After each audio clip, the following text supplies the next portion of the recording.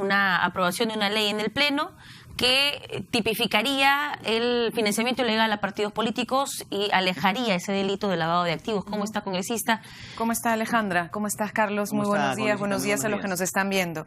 Miren, el día de ayer hemos tenido una sesión de Congreso que terminó muy mal. Ustedes, de hecho, reportaron la parte final de la sesión, porque una vez más el fujimorismo en fondo y en forma ha hecho cosas que están mal. El día de ayer el fujimorismo con el partido aprista han presentado un texto sustitutorio del delito de financiación prohibida o financiación ilegal de partidos políticos. Quiero explicarle un poquito claramente para que la gente nos entienda, ¿sí? El domingo vamos a votar, por ejemplo, una de las preguntas del referéndum tiene que ver con la financiación de los partidos políticos, la necesidad de transparencia y la prohibición de determinados gastos. Ahí se dice que tiene que haber responsabilidad penal cuando la financiación que se está haciendo es una financiación que está prohibida por ley y tiene que acarrear responsabilidad penal.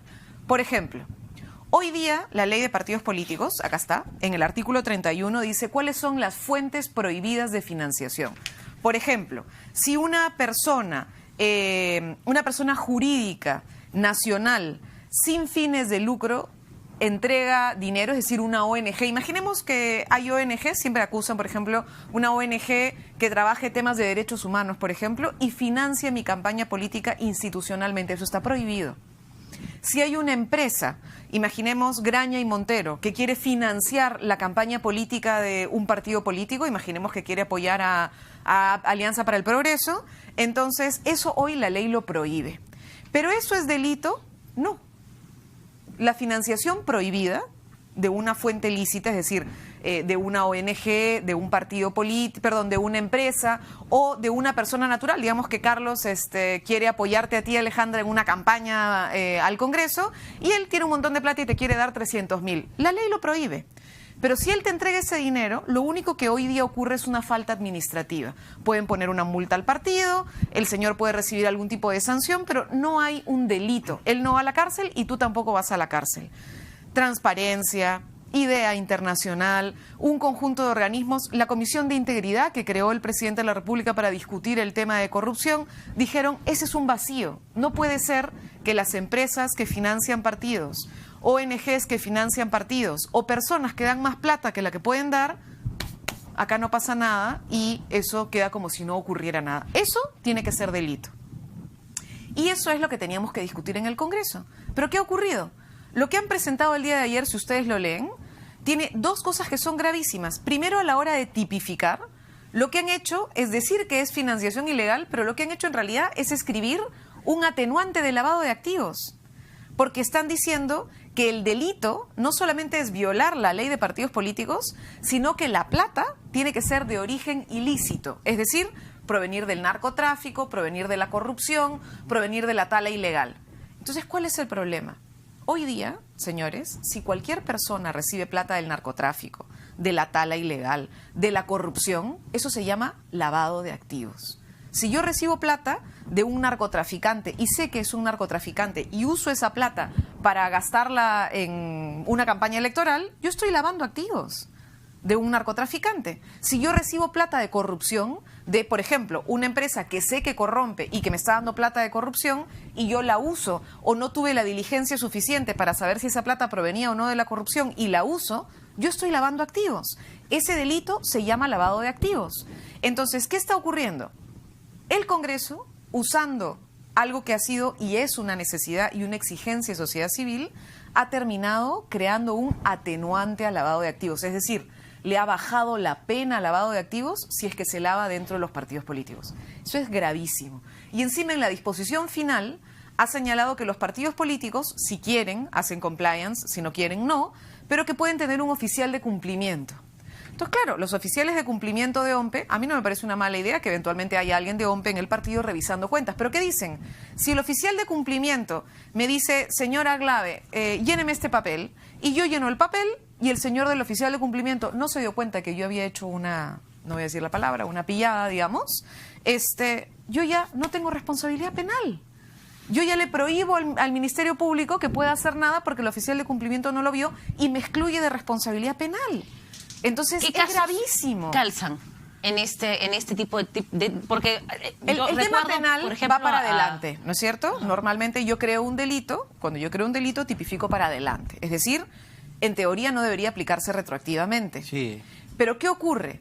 Que acá lo que se está haciendo de manera bamba, o sea, lo que hay acá es un contrabando, están metiendo lavado de activos donde no deberían meterlo. Ya. Lo que van a querer decir es que hay una nueva figura más benigna, es decir, cuando le favorece al reo, imagínate que tú cometes hoy un delito, Alejandra, y mañana yo saco una ley especial que el delito que tú has cometido tiene una pena menor si es que eres periodista. Entonces tú vas en tu proceso penal y dices, ojo, hay una nueva ley que dice que cuando este delito que yo he cometido lo hace un periodista, la pena ya no son 20 años, sino son 8.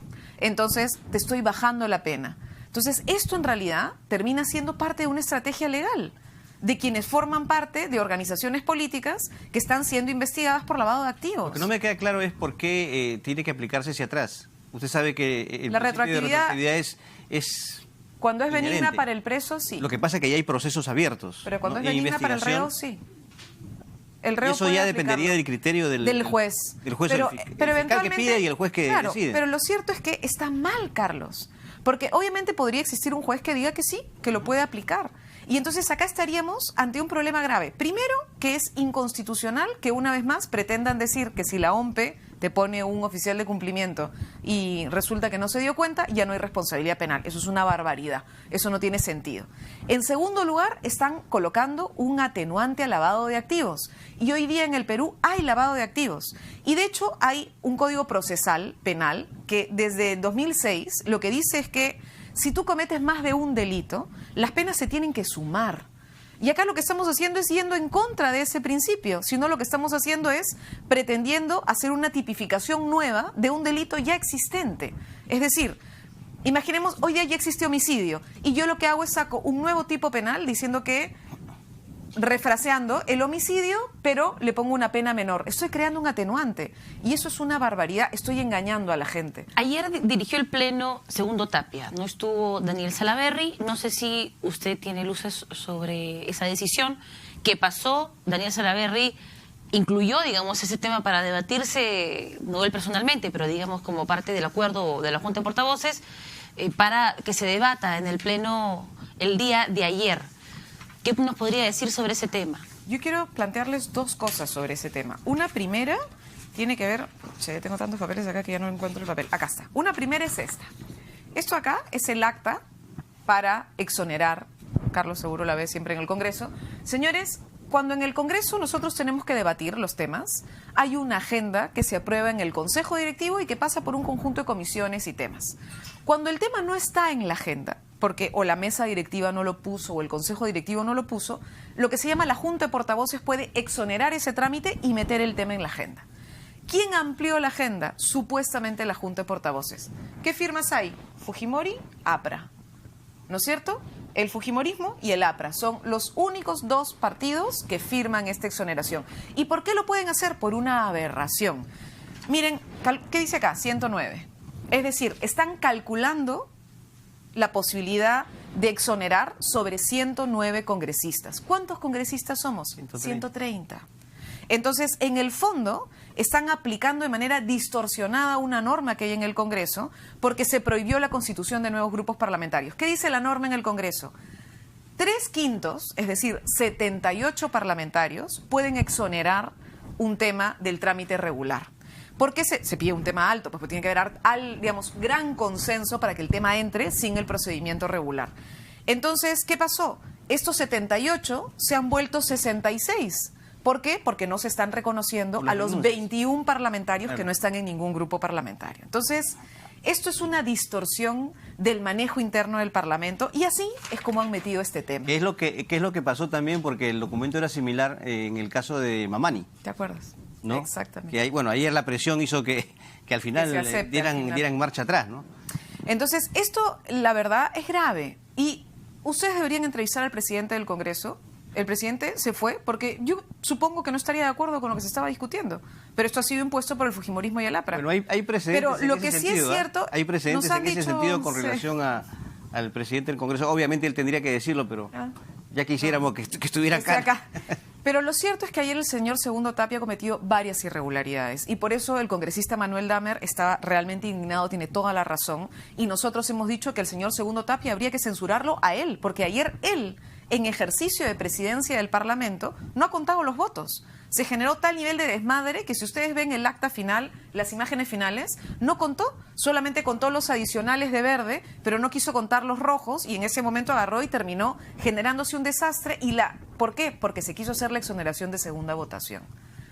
Para hablar en cristiano, como decía mi abuela, y no en confundir. El Congreso tiene que tener 2 votaciones de una sola ley. ¿Por qué? Porque se pueden equivocar. Ese es el principio. La gente puede equivocarse.